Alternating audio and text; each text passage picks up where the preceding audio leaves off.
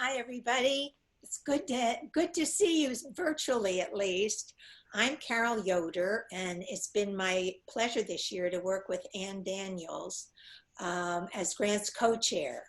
And what a pleasure it has been. First up is Christy Green, Executive Director of St. Francis Neighborhood Center, which works hard to raise awareness and assist the residents of Reservoir Hill and Penn North. They provide quality programs at no cost to residents. Christy will tell us about the success that has put them in the news and on our Circle Facebook page several times this summer. Christy? Hi, everybody. Thank you so much for having me. We really appreciate you and your support. We have a power project or a PowerPoint slide that's getting ready to start here. And I would love to take you through a year in review. And so welcome. Here are some of our kids and families. Next slide, please. So just mission and quick facts for you. I think most of you know who we are, where we're located, but we are ending generational poverty in West Baltimore through holistic intervention programs for youth and families. We focus on education, the Reservoir Hill, Penn North area. We serve 98% of our families are African American, 2% Hispanic. They all live below the federal poverty line and attend Title I schools. So next slide. So we are a country in crisis, and this is pre-COVID. We had over 11.3 million unsupervised youth in after school. So imagine COVID, right? So for us, we couldn't stop. We had to keep pushing forward and engaging with our kids. We have over 40% of child protective service calls in our two neighborhoods, and nearly 50% of our youth in these two neighborhoods live below the federal poverty line. So it's really important for us to continue our outreach and education. Next slide. So we have a lot of hardships facing our community today, and I think all of you know what these hardships are because you wouldn't be doing what you're doing to support us and all the great other groups that you support. Our kids have what we call ACEs, adverse childhood experiences, because of poverty, stress. They are more likely to be in the face of violence, negative health outcomes, and lost economic growth and opportunities. As you know, this creates a very big hardship on our society. It costs a lot of money. We have unemployment, non-employment, we have income loss, we have a lot of medical issues and incarceration. So it comes at a high cost to society, but we have the answer to that. Next slide. We have a focused program that is long-term, that is all these building blocks that you see here. It's safe, holistic, creative, academic, customized. We do home and school visits. We're digitally inclusive, and we already were before COVID. So it's exciting to know that we could quickly flip when COVID happened, and I'll tell you more about that in a little bit. But we are family-oriented, community-driven. So when COVID hit, I had no choice, we had no choice, but to dive in and continue to support our residents, our community. It was our moral obligation. So here are some of our academic snapshot success stories. We have an external evaluator, and what's exciting about this is 2018, 2019. We're still working on 2019, 2020, but the great news is we're on track for this year, even with COVID. So if you take a look, more than half of our students are getting a B or better. We have amazing attendance. We have our youth are improving in their behavior. They have a power plan for the future. When I first started in 2012, a lot of our kids didn't think about their futures because they weren't even sure they could graduate from high school. So it's exciting to see our kids have opportunity and a great future. Our parents and families are participating. They're doing home visits, and actually right now we're doing virtual home visits because we've set every one of our families and students up with their own computer in their own home. Next slide, please. So we are helping.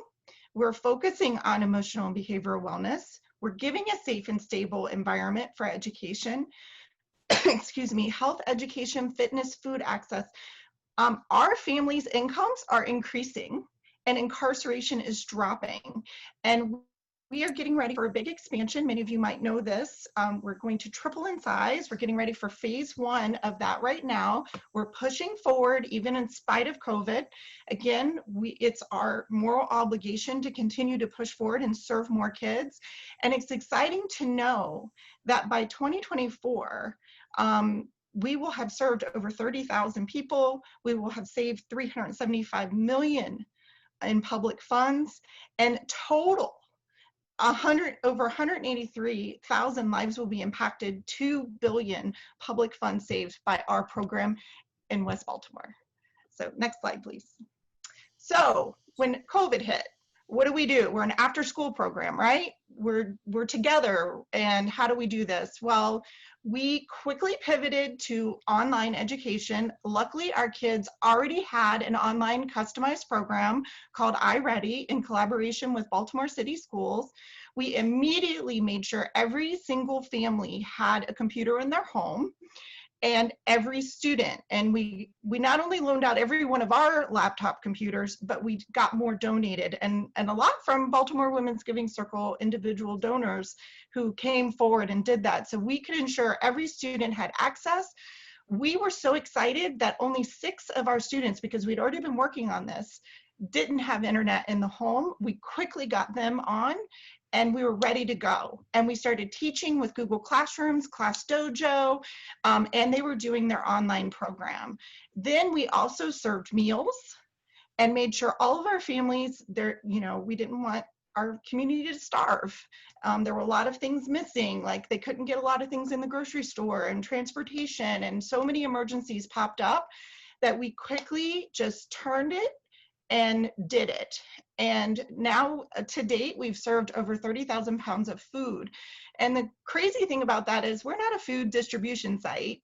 We are a community center, and we focus on education, but we knew that our families were hungry and we can't educate without food. So we quickly pivoted and did what we had to do to keep them safe. And all of our families, actually, we divided amongst us, all the families. So we were like caseworkers, and we called and checked in with our families every day. And we could actually monitor the kids' progress on their online program, which was super awesome because we could see where kids were progressing or challenged, and we could intervene. And we kept teaching after school programs in the middle of this. So it was pretty amazing. I was pretty excited that we were able to still stay on program, still stay on mission, but actually also pivot and do food and emergencies. So next slide, please. Okay, so now it's time for a couple great stories, because I know we all want to hear good stories, right? So big shout out to Henry and his caregiver and grandma, Miss Melva. Miss Melva and Henry are shown there on their porch with these cool porch photos that a photographer, Molly Miller, did during COVID, where we captured our families on their porches, on their stoops, and got some amazing photographs. But Miss Melva is our 2019 Volunteer of the Year, and she's taken lead for 2020. She's been amazing and just so involved with us. But Henry worked so hard this year on his iReady, which is our personalized program, that his hard work paid off, and he went up 2 grade levels in math and 1 grade level in reading over the course of this school year. And this is in the middle of COVID too. He kept it going. So pretty amazing, pretty exciting stuff. Next story, next slide, please. So we did something kind of different. We offered our parents and caregivers the opportunity to go back to school during this time. Do you need an online certification? Do you need college classes? What do you need? We will help. We will partner with you. We will help with the cost. We'll try to get scholarships. We'll do whatever it takes. And we had Miss Tanisha, who her and her children have been in our Power Project program for 8 years. She was a hairdresser. When COVID-19 hit, she got hit big financially, and we had to jump in and help. She decided she wanted to do online SurfSave training, which she did, and she succeeded, and she plans to continue that and keep moving forward. So long-term, she's got a long-term plan, and I've listed it here. She wants to get her vendor license, alcohol certification, all the other licenses, and set up a business that would support her and her family. So and I love her quote, "Nothing to do but to do it." She had 5 kids in the household and got these certifications going on, and even started caring for her nephew, her 6-month-old nephew, in the middle of all this. So we were happy to partner with her, and she did it. And so it was great support, success. We're so excited for her. Next slide. And last story I'm going to share is sisters Candace and Hannah actually had perfect attendance the entire time through the program when we were together and the virtual program. And they spent so many hours on iReady and our virtual program. And they actually Candace grew 3 levels, grade levels in reading, and Hannah grew 1 level in reading and 1 grade level in math. Superstar sisters.